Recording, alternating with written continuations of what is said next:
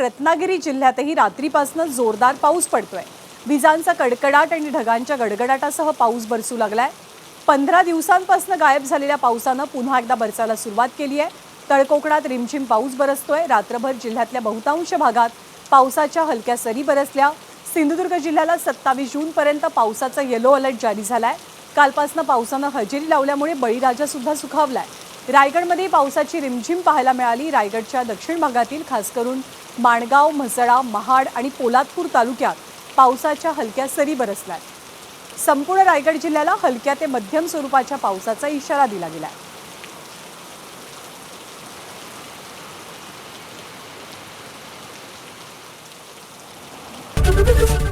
ABP माझा, उघडा डोळे बघा नीट।